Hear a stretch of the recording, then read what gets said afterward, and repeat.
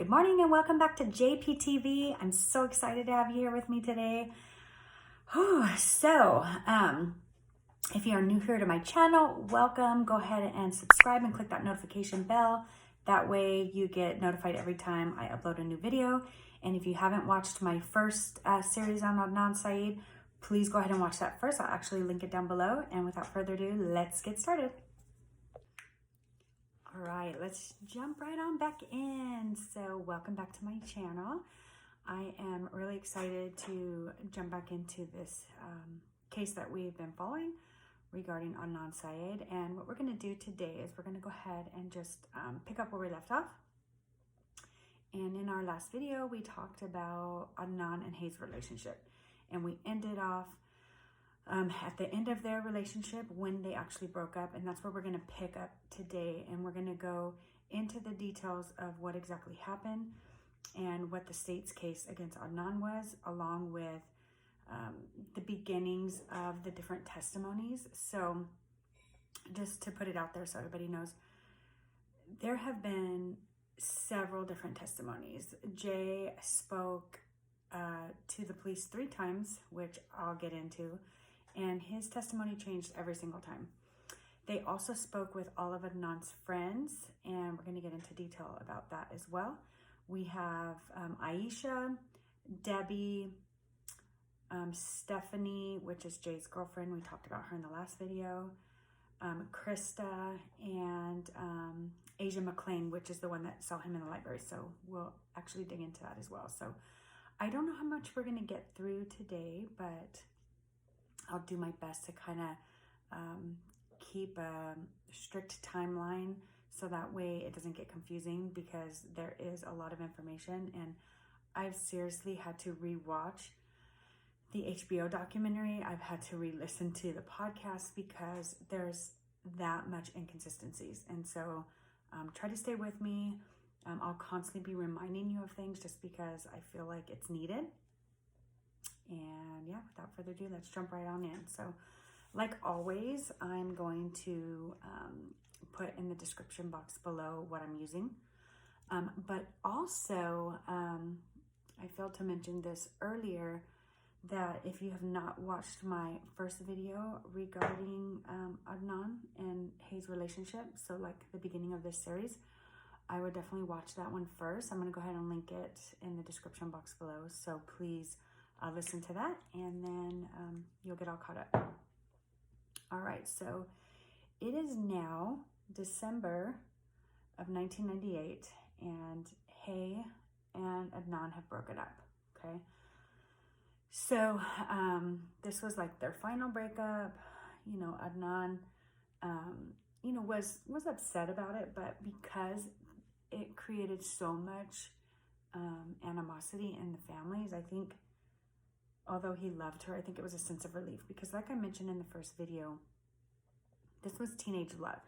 You know, it's teenage love. I mean, yes, some people do meet their soulmates in high school and get married, you know, but it doesn't, whoa, good little dripping here. It doesn't happen often, because usually your first love, you know, and especially at that age, you don't really know what you want, you know, let's be honest.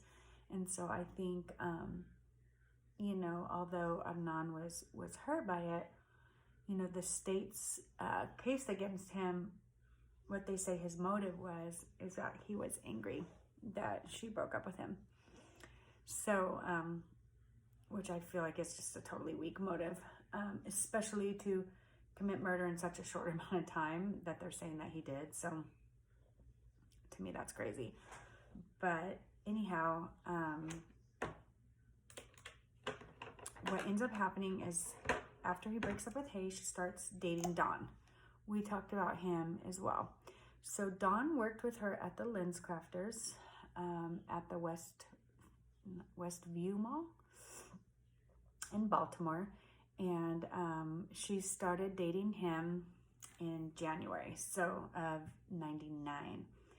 And it was right around New Year's. So I think they actually met, well, they met at work, but they met up on New Year's Eve with some friends, celebrated together, and then they officially like started dating the next day. And that was January 1st. So Hay goes missing on January 13th of that same year, which is like a few weeks later, okay? And at this point, her and Adnan had already been broken up. They broke up like the end of November, beginning of December, so just a little over a month. And, you know, obviously he hears she goes missing because the police do call him that night and let him know, to ask him, like, if he knows where she is. And he actually tells him, so we're going to start talking about Adnan's testimony. And I want you guys to think about this too. And I talked about this before. Try to imagine being a teenager and having to recall a day that happened 6 weeks prior, okay? Especially if there was nothing like out of the ordinary.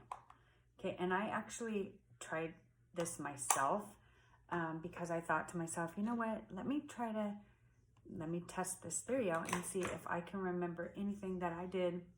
I'm not even talking 6 weeks ago, last Wednesday, okay? And the only thing that I can remember, besides the fact that I worked, I couldn't even tell you the logistics of the day. Like, you know, what happened? Did I close a deal that day? I really don't know. I do know that I had a church service online that night, but I have that every Wednesday. And, you know, that's what I also find strange, and we'll go into that a little bit later. One of his, Adnan's, not really a friend, but she was somebody, a person that's house that he went to, supposedly on the night that Hay went missing and was killed. Her name was Kathy. We'll go into that a little bit later, but she, they approach her in the HBO documentary to question her. And I also want to kind of throw that out. I think it's important to note. The documentary was in 2019. And this happened in 1998 or 99, the day she went missing. So they were asked to recall what happened 20 years prior, okay? So the point I'm making with that is it actually was a Wednesday night that Hay went missing. And that night, Kathy says that Adnan and Jay came to her house, and it was like the first time she'd ever met Adnan, okay? But the crazy thing about that is we find out later in the documentary, when they did research on her school schedule, they reminded her that, wait a minute, you had class on Wednesday nights from 6 to 9, and it was a winter class. So what that meant was that she actually only had, because it was a winter class, it was only like, I think, a 4 or 5 week class. And so she's like, oh my gosh, I would have never missed that class because I wouldn't have passed it, and I did pass it. She's like, so maybe it was a different day that Adnan came over. So it was just crazy, but we'll go into more details about that later. So she goes missing on the 13th, and now let's kind of jump into the testimony. So this is gonna blow your guys' mind. So we find out in the documentary that Jay was questioned by the police before February 28th, which is the first time they're saying they interviewed him, and that's what was testified about in court, okay? So we find out later that basically what happened was when the documentary was putting together, they decided to go to Jay's work and find out, because obviously they needed to know, you know, the logistics of when did he miss work, kind of like the timeline. And his job, and at this time they're saying he worked at like a video store, like a porn video store. They're saying that he missed work either on January 19th, 20th, or 21st. They don't know the exact date, but they know that he missed work because he was being questioned by the police. that was never known during the time. It wasn't found out until later. And so the theory of the people that put together the documentary is that their plan was to, you know, convict Adnan all along. Like, they believed that it was Adnan. And here's the reason why. So after Hay went missing, you know, obviously they questioned all the students at school. And the students at school were just like, there's no way that Adnan did this. Like, we know him. He is the nicest guy. He was super popular, which we know that doesn't matter, right? You can be popular and be like a total jerk. But, you know, they were like, he's the nicest guy ever, and he would never have done this. And then when the documentary came out,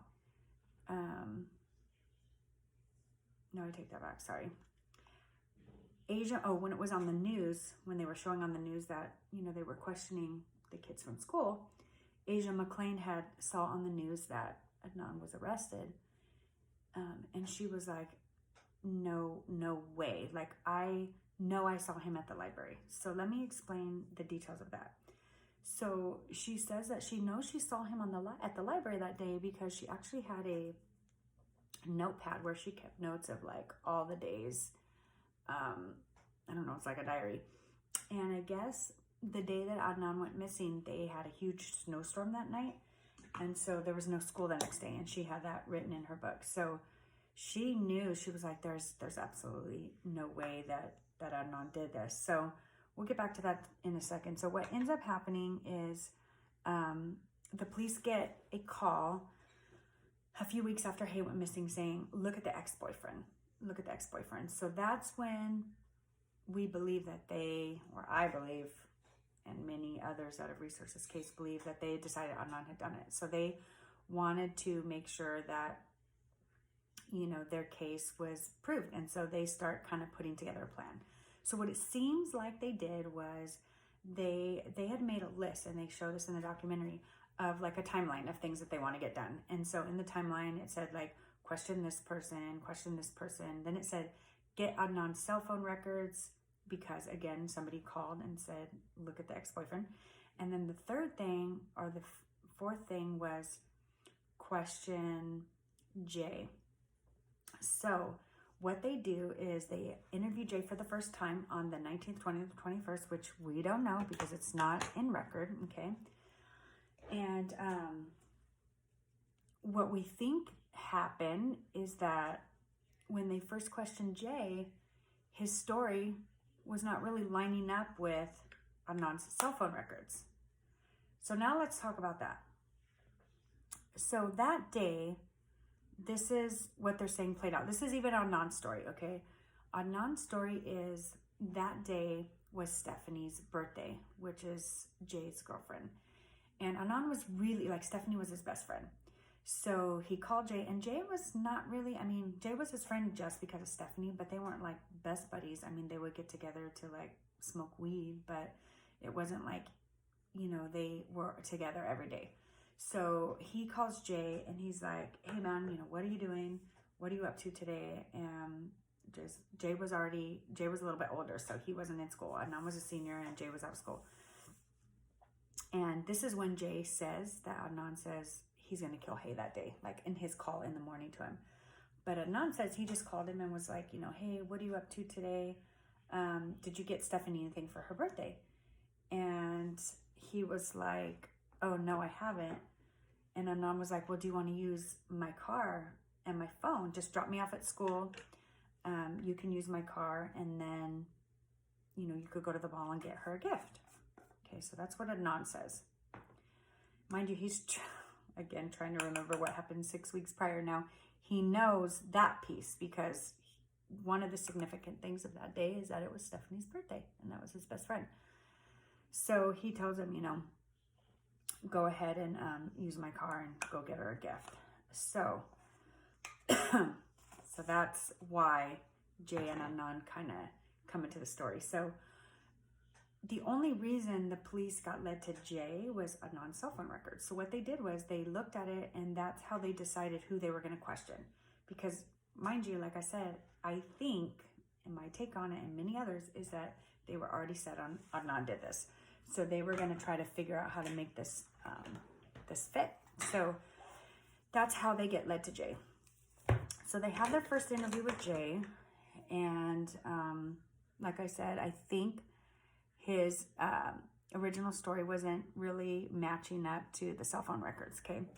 So they questioned him again. So remember how I said it was a 1920 or 21st? The actual official interview on record was February 28th, and that's the day that Adnan gets arrested. So on February 28th, they bring in Jay, okay? And this is the crazy part. In their documentation on their police report, they wrote down that they brought Jay in at, I think it was like a little after 3 p.m. And they don't start recording his call until 6:10.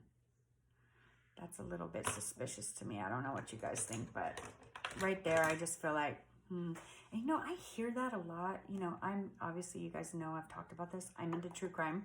So, you know, I definitely listen to a lot of stories, and that actually seems, and they even say it in the documentary, very common practice that, and this is what the police say when they were questioned in the documentary. They said the reason we did that is we always do that because usually their first story is never the truth.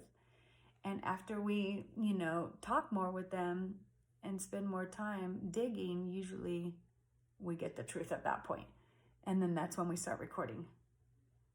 I don't know. I just feel like that is wonky, because why wouldn't you want it recorded, the different stories that the person tells you? Like, to me, I feel like that's the most ridiculous thing I've ever heard. So, but okay.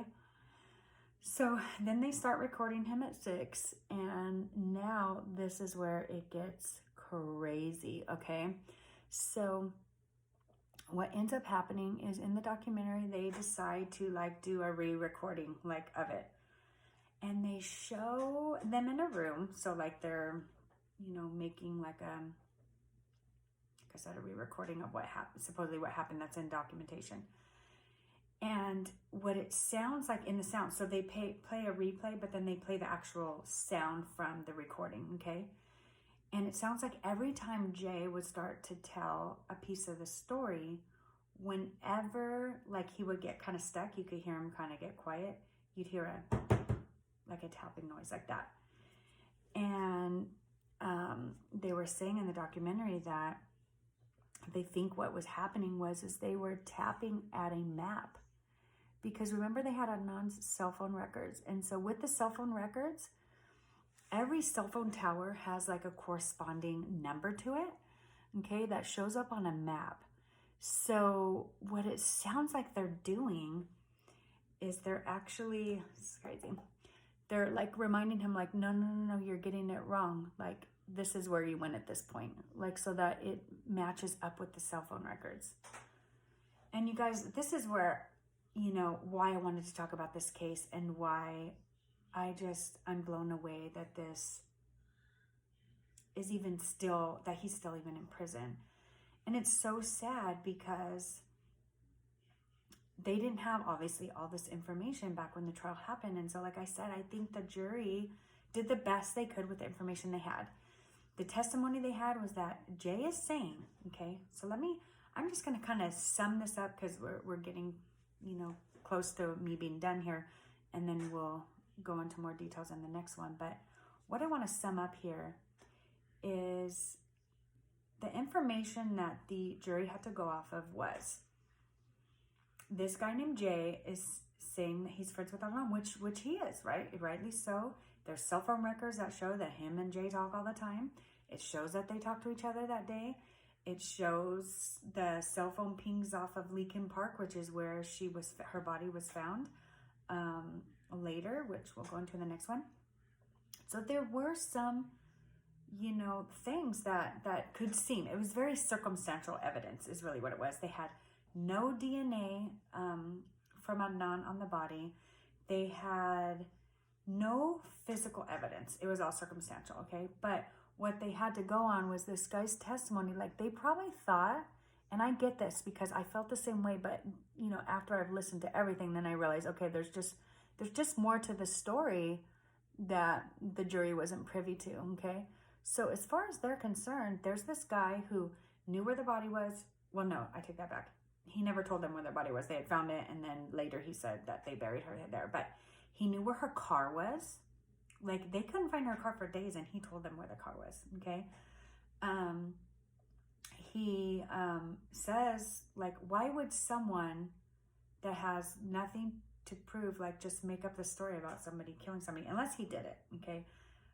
Which we don't know. There's some suspicion there, but, you know, they felt like he just knew too much for it not to be true. And so that's what they convicted him on, you know, just basically Jay's testimony that, hey, we did this. He asked me to bury her body. He told me ahead of time that he was upset that she broke up with him and was seeing somebody else. And so he killed her. You know, told me he was going to kill her. He killed her, called me, asked me to pick him up. We dumped her car, then we buried her body, and there you have it. I mean, that was his story. So in the next video, I'm going to break down all his different testimonies because, like I said, it changes every single time. Now, here's what's crazy. His story doesn't necessarily change. It's more the timeline, okay? So he pretty much sticks with the same thing.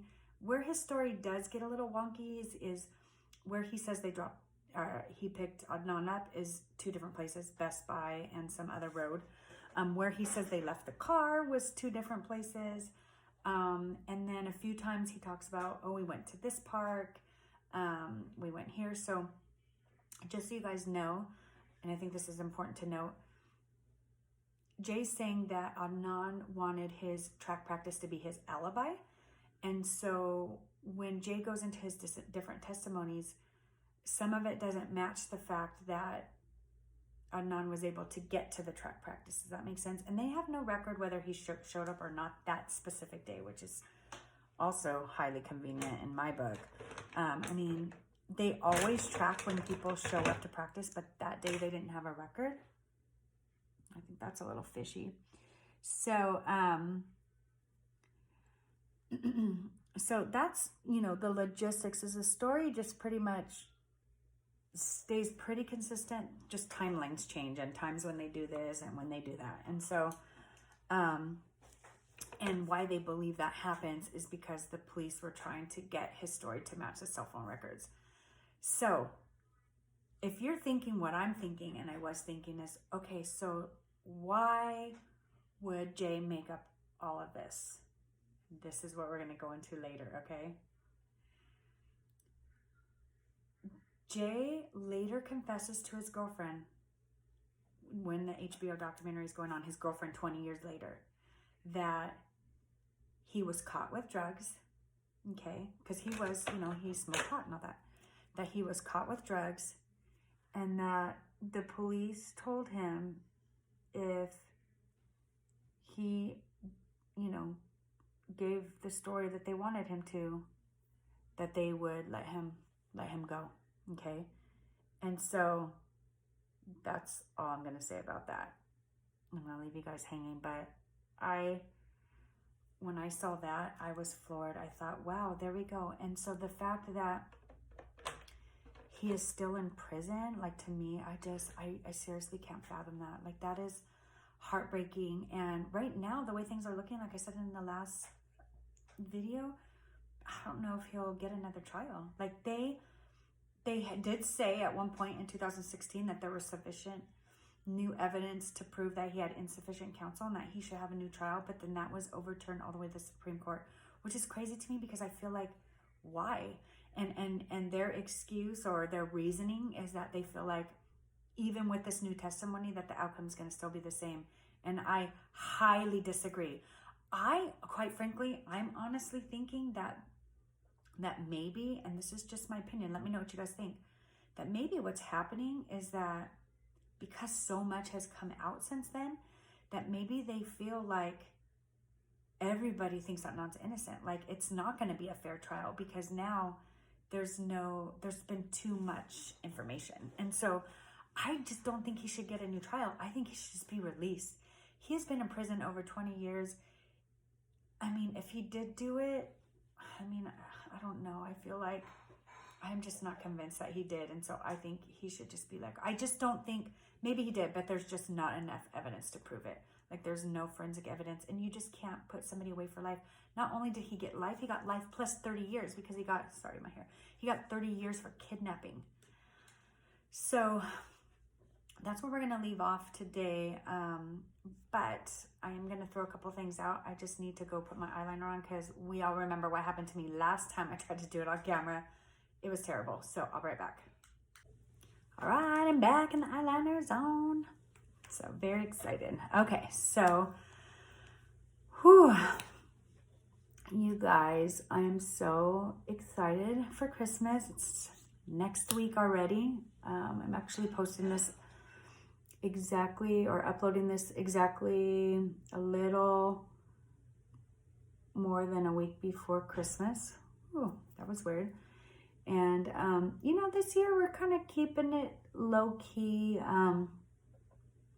My son, I talked about this before, he's an EMT, so he'll be working. But the cool thing is, after this year, for the next like 4 years, he won't be working because he's off on Sunday, Monday, Tuesdays, and Wednesdays.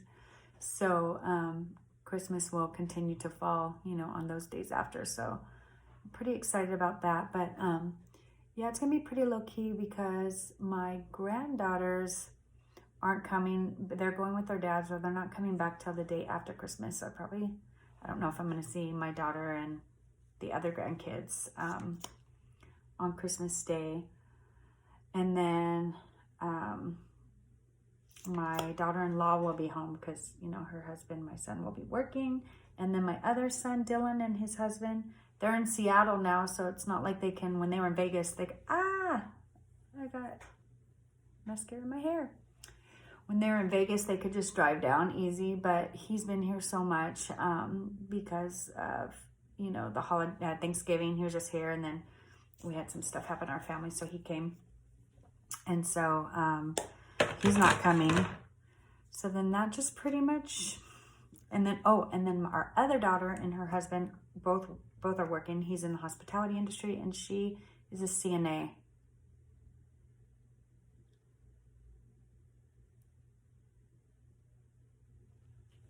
So I'm going with the red because I have my daughter makes these earrings. So I will actually link her Instagram page down below.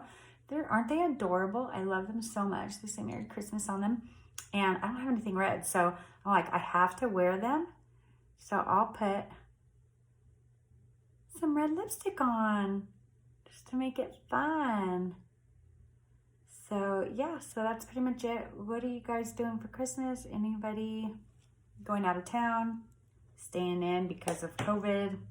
What do you guys got going on? I'd love to hear about it. So like usual, if you loved this video, please like it, subscribe, and click that notification bell.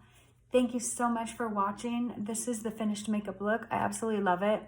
I use the Jacklyn Hill Morphe palette. It's one of my favorites. It's OG palette. It's been out a while. But you can make so many looks with it. You can do bright looks. You can do very neutral like this. But I feel like this is very Christmassy. Got a gold lid. Very exciting. And now I get to go to work. So I get to go to my day job. So thank you so much for watching. I appreciate it. And I'll see y'all soon. Bye.